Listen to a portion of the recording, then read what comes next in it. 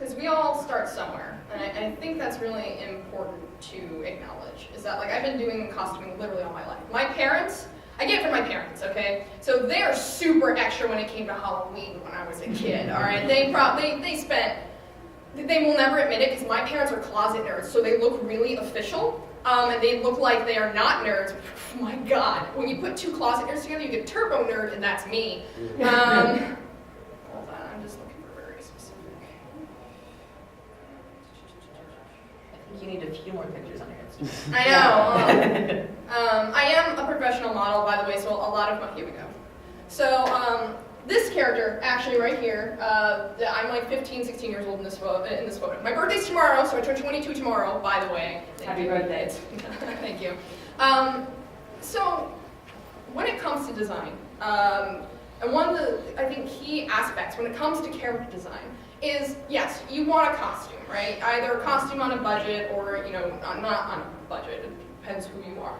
But what's important, regardless of how much money you spend, is how to make that character iconic, memorable. Like, people should be able to look at you and know who you are. Or be like, oh, that's so-and-so. Or if they see you from across a field, be like, oh, that's what's-its-face. Or, you know, if you have a prop that you carry with you, if you were to leave that prop on the table, people go, oh shit, that's so-and-so's. You want to have key elements to a character and in the design that makes them that character. For instance, a great example of this is that there's always anywhere between 1 to 3 key pieces to a character that makes them that character. For instance, Indiana Jones. When you think Indiana Jones, right, you can fudge the pants, you can fudge the shirt. You know what matters? The hat and the whip. That's it. The two elements of that costume that make Indiana Jones is the hat and the whip. That's all you need. So, you know, if you, it's also kind of like, you know, even Princess Leia, right? Sure, you can kind of fudge the dress a little bit, as long as it's white, right? That's what we know. It has to be like a cool white space-looking dress. It's the hair. It's her hair. That, like, you see that anywhere. You're like, oh, that's Princess Leia. Like, of course, right? So this character here is my very first LARP character. I am a wee baby here. This is my very first LARP, and this is the first professional photo I ever took. And this was my character, Alicia Dura. And the costume I put together, I was a high school kid, and I took all the money I had saved, and I went to my my policy of EEA, eBay, Etsy, Amazon. That's it. This entire costume was made off of eBay. Everything, the wig, the headpiece, the cloak, the corset, and I mean, like, these are cheap elements. Like this costume altogether probably cost me close to like $70, which for a high school kid, that's a lot of money, okay? That was like, I saved up for like months and months and months and months and begged my mom to buy me a belt, you know, kind of thing. Like the frying pan that I'm holding is a latex frying pan that I can actually fight with. That was my Christmas present for my mom because I baked for it. I was like, Mom, can I please have a fake frying pan for Christmas? She's like, what? I'm like, please, you don't understand. But yeah, and these are all my friends. Actually, this is my friend Pierce. We went to high school together. And that's how it started. I started in high school, and we would go to the LARPs after high school. One of our parents would have to drive us, and the parents would take turns taking us to the game. And my character literally wore all white. That was her shtick. She was all white hair, white outfit, white everything, and I bleached everything super hard after going to the events that it stayed white. And I had this little lantern. And this lantern became synonymous with my character. If I left that on the table, people knew I was in danger, something was wrong, I was kidnapped. Why would Alicia not have her lantern? That's like the thing, right? So, you know, it's creating these elements that can show people, no matter what, it's visual cues that like people will remember and associate with your character. That is really important in the concept of design. So, like, I always start with a drawing. This is my character design for Fairweather Manor. I went last year in 2017. I love the time period. I have a minor in fashion history, and I also go to school for graphic design. And I always start, you see that, like, I have it, it's on the page that I didn't take a photo of. I run through tens of hundreds of dress designs. And what I tend to do nowadays, and I have the luxury of doing this because I also like costume and model and everything full time. And I understand that that's not a possibility for everybody, or that's not what everybody does. But I design each and every one of my costumes. So for instance, if I create a dress, right? If I wanted to bring that dress to life or something like it from the time period, I will sit there, run through designs, then I usually work with a seamstress, and what I think is really important is that if you work with, a seamstress is not always a designer. It's not synonymous, okay? The seamstress is really good at putting things together.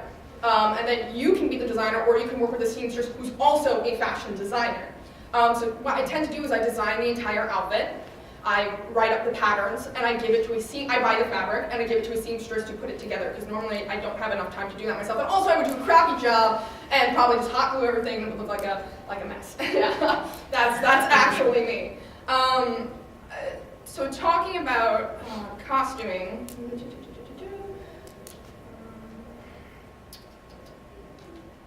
okay, actually, talking about Dystopia Rising, this is fantastic. This is my character, Dexter. I don't really play Dystopia Rising anymore, but she was the character I played for the longest amount of time.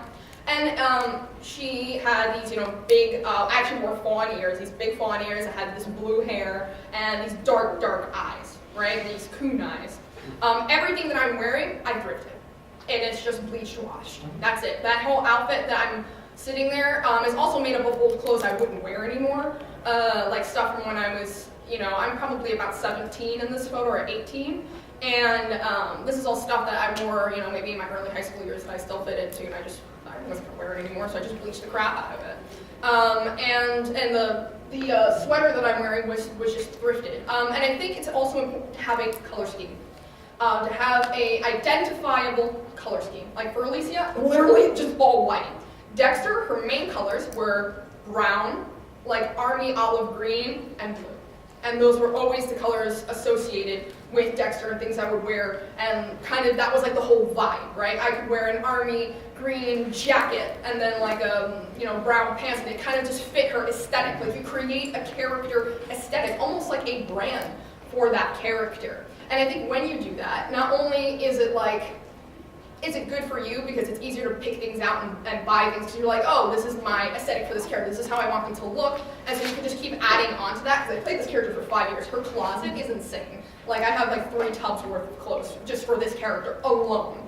And when you have that aesthetic or that look that you want, that drives your character, it makes it easier to plan things out, buy things for it, etc. Can I pause you here to switch out the battery pack? No problem. And then the turquoise for the other character.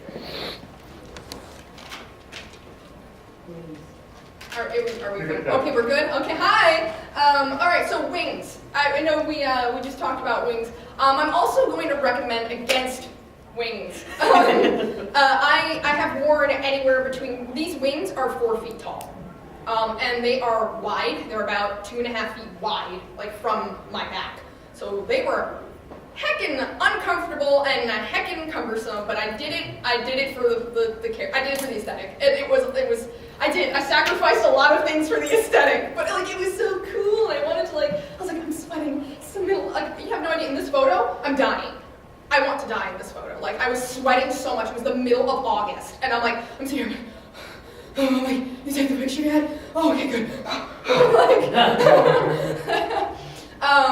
But I think depending on what you're doing, and like this was an NPC role, so I only had to be this character for maybe like 5 hours for the event. So I do feel that sometimes to make that impact, yeah, it's okay if you know you're not going to wear it for the whole weekend. I wasn't this character for the entire weekend. Sometimes it's kind of like when you do cosplay, you just have like the big cumbersome thing, but it looks cool for the moment. You're gonna wear it only for 3 hours, so it's like you'll live with it. It's fine. I think I don't think there is a problem kind of going over the top of your costuming though, as long as you're not hurting yourself. Okay, like don't hurt yourself. But I think sometimes that if it feels right for you, go ham. I mean, I'm all for that. I'm going to bring up, arguably, one of my most iconic characters.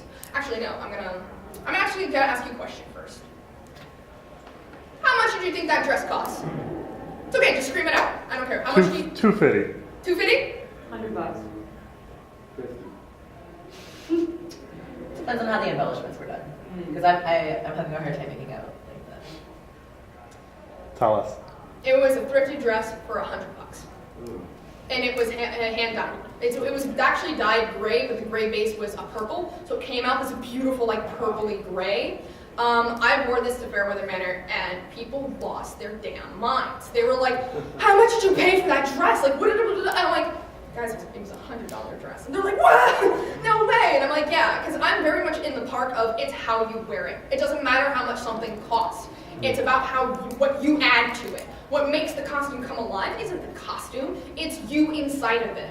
And for me personally, costuming is what makes me feel the most in character. If I like to look in the mirror and feel transformed. If I am transformed, I bring that outfit to life. Because sure, you can have a really nice dress, but if you're not feeling it, or it's not like fitting you as that character, or you're not living in it, yeah, sure, it'll just be a pretty dress. It won't be something that's like iconic, or like something that's like, oh, this is for like my character, this is this character. You get what I'm saying? Now this is what I want to show you. Actually, I keep like diverting. This is also, this was taken at Fairweather Manor. This is the Choback Studios LARP. It took place in 1917. And that dress that I'm wearing, that white dress, okay, we're asking you another question. How much do you think that white dress cost? $50. No idea. Is that it? But we're going to go with it as the final answer? That dress cost me $11. $11. Wow. And when I got it, you see how the sleeves are kind of see-through? The top was kind of also see-through like that, and I was like, that's not gonna fly. So I worked with a friend of mine, and we found a way to use just a t-shirt, like an old white t-shirt, to line the inside so that it was opaque. And then that little hat I bought online for like off of eBay for, I think the hat was more expensive than the dress, if I'm honest. I think the hat was like $20. And then those are just gloves I got from Amazon, and that's all it takes. It's just these little details. And that $11 dress, to make it fit tighter, we added on ribbons to the waist because I was wearing a period corset underneath, and we just tied it, and it looked great. So you can make little adjustments. It's all about the details. It's the little things, and it's also about your foundation. I think what a lot of people get intimidated about, like sometimes with historical events such as Fairweather Manor, it's like, well, how do I get that look? Like, you know, the girls with the tiny waists and the, you know, how do I do that? How do I get that look? Well, you can literally wear any dress. You can wear an $11 dress over what your foundation garments are, because if your foundation garments are proper or set or look for the period, anything you put over it is going to look great. So underneath that, I was wearing, I actually have a picture of my period underwear on, thank God I always overshare. So I had gotten a set of underwear, and it's like these kind of things, your foundation and your base is what's going to make anything over it look great. I feel if you invest in your base, right, you won't have, one, you just make that investment once because you can always reuse any of these things. And two, it's going to make the silhouette look the way you want. It's going to make, and you can make an $11 dress look like a $200 dress just because you have the right cinch or you have the right shape. So I wore all these hip pads, and we're like, so this tied around the waist. These are actually period accurate, so these were open crotch bloomers. So it made going to the bathroom so easy when you're wearing one of those dresses. Like, and then I had a chemise, and then I had a corset cover over it. So this is the corset cover that you're seeing with bust-enhancing ruffles. So when you see these girls from that era, technically my costuming was towards the earlier part of the century rather than the later, but it worked with my character, because Fairweather Manor it's like not historically accurate, it's like historical inspired, so like you can fudge some things. And that's the whole thing, is like kind of getting an idea of what you can fudge a little bit, and getting an idea of like, oh, it doesn't really have to be wool or like cotton, or it doesn't have to be an actual dress with a pattern from, 1910. It could be an $11 Kohl's dress, it's fine, because when you have those foundations, then everything will work. And this is the corset that I wore underneath it. I'm also a professional tight lacer, so you don't have to cinch your waist that small or like 18 inches. You don't have to do any of that. It's more of the principle behind it. You can get really nice cheap corsets that will give you a similar silhouette without cinching, 6 inches in your waist or doing anything like that. But having that corset, sure, I bought it, but I have used it 6 times since I bought it to use it as foundation for other garments, regardless of the time period. Because again, as long as you have it, I mean, again, you can fudge it to make it work. Moving on from like historical design and whatnot, arguably my most iconic character is my character Rosalina Timbottom from the College of Wizardry. Rosalina is purely my own design. So I went to College of Wizardry 12 last year in March, and I was like, I want to do something different. I always approach character design and costume design as, what can I do to challenge myself? What's different this time? What else can I do, right? And I was like, what about space magic? And I contacted the team. I was like, hey, do you guys have any info on space magic? They're like, no, but you can write space magic. I'm like, I'm gonna write space magic. And I'm thinking, okay, what can I do that's different? Because I love white wigs and like white hair on me. I think on my skin tone, it really has a nice effect. Just 5 minutes. Oh, okay. It has a really nice effect. And so I went with white hair. I had these purple cheeks, because in the story she had used a cosmic element in her magic and it backfired on her, and it turned her hair white and added a purple hue to her skin. Now I'm a person of color, so I can't recommend use purple on your face to maybe paler skin tones because it might make you look bruised and dead. But on me, it's more like an accent blush on my skin. And so I had these sparkly, like, purple cheeks with these white freckles, and that became iconic. The white hair, the purple cheeks, and that hat. That's it. That's what makes Rosalina. I can wear anything else. I can wear a t-shirt and jeans.